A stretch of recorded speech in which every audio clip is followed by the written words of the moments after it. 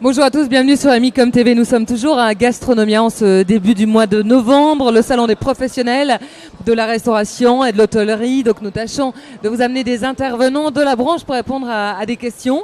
Nous allons parler Internet, forum de discussion avec Guillaume Thévenot. Bonjour. Bonjour. Bienvenue. Donc vous êtes représentant de TripAdvisor pour les relations hôtelières sur l'Europe, le Moyen-Orient et l'Afrique. Donc en deux mots, TripAdvisor, qu'est-ce que c'est? Ça existe depuis 10 ans, c'est un forum. C'est donc le premier site de voyage aujourd'hui sur la toile. Effectivement, nous avons célébré 10 ans cette année. C'est 20 millions de membres qui postent des commentaires sur des hôtels, des restaurants, mais aussi des vidéos, des photos.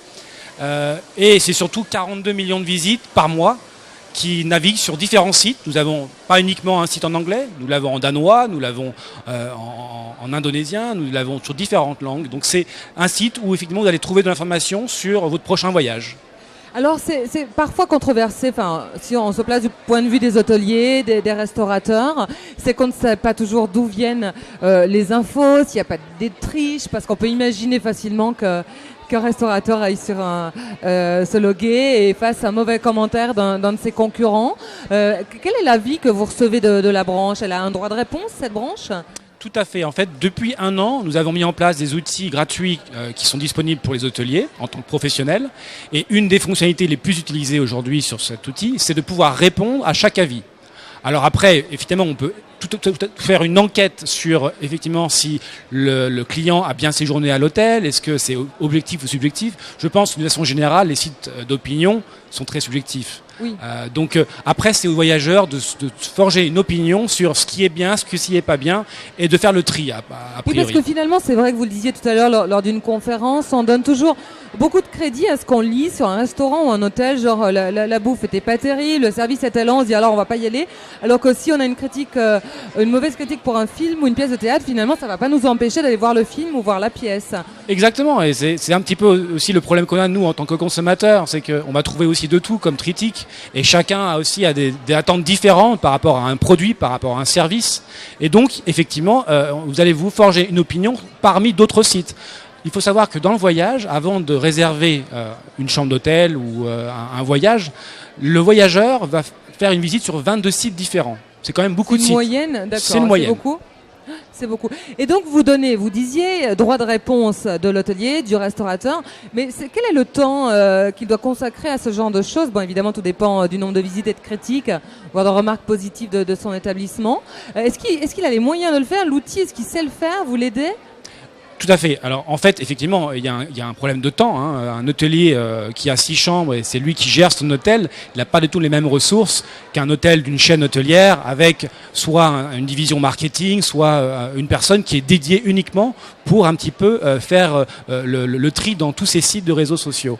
Ce que j'essaye d'expliquer aux hôteliers, c'est qu'aujourd'hui, il est quasiment inévitable de pas au moins réagir par rapport à ces sites sur, encore une fois, le service client. Donc, effectivement, si on a une centaine d'avis, il serait intéressant de se pencher peut-être sur les problèmes qu'il y a sur des avis négatifs et puis de faire en sorte que peut-être le produit soit meilleur pour les prochains voyageurs.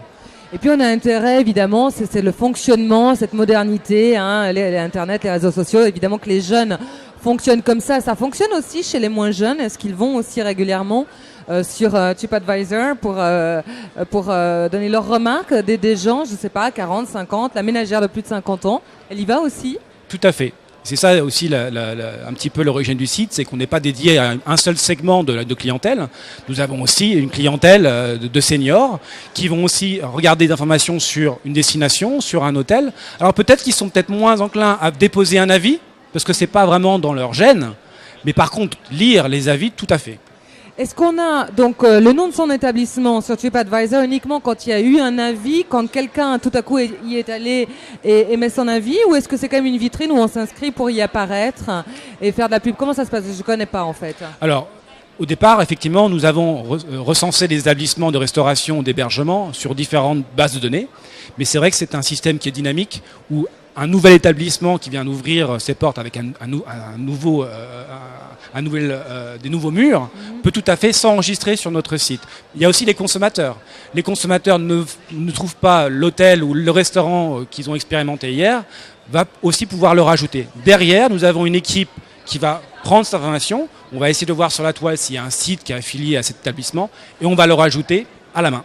D'accord, donc en résumé, pour les internautes qui nous regardent sur notre toile, il faut conseiller ça aux futurs entrepreneurs, restaurateurs, hôteliers, de jouer le jeu de cette communication-là. Juste une question encore, en fait, est-ce que c'est anonyme ou est-ce qu'on est obligé d'inscrire son nom exact lorsqu'on veut poser son avis? Alors sur Internet, anonyme, c'est un terme un petit peu galvaudé, parce qu'il ne faut pas savoir si on est sur on appelle un screen name ou un nom utilisateur qui n'est pas votre nom de famille. Derrière, il y a quand même une adresse email, il y a une adresse IP, et ça, ce sont des informations que nous avons. Par contre, il est vrai, nous ne pouvons pas informer l'hôtelier d'une adresse IP ou d'une adresse email. C'est par rapport à la loi. Ce sont des données qui sont protégées par la loi américaine ou d'ailleurs par des lois européennes. Par contre, ce que nous demandons aux hôteliers, c'est que s'il y a un avis qui est frauduleux, ou ils pensent qu'il y a peut-être un concurrent qui a laissé un avis, c'est de nous avertir par cet outil que nous avons appelé l'espace propriétaire. Et derrière, il y aura une enquête par notre équipe de fraude. Et nous acceptons zéro tolérance sur la fraude sur notre site. C'est la fraude et puis les dérapages. Est-ce que vous publiez tout, vous éditez tout? Est-ce qu'il y a quand même des limites, évidemment? Non, nous avons des lignes directrices voilà, par exemple, tout ce qui est contenu sexuel ou diffamatoire ou d'injures sont bannis de notre site. Maintenant, c'est vrai qu'on n'est pas 100% infaillible et effectivement, peut-être certains commentaires sont passés par notre système de modération. Merci beaucoup Guillaume Thévenot d'avoir éclairé nos lanternes à ce sujet. Bonne continuation, bon retour à Londres. Je crois que le siège européen est à Londres. Tout à fait. Okay. So, see you, maybe. Thank you. Et nous, on se revoit bientôt aussi pour notre émission. Au revoir.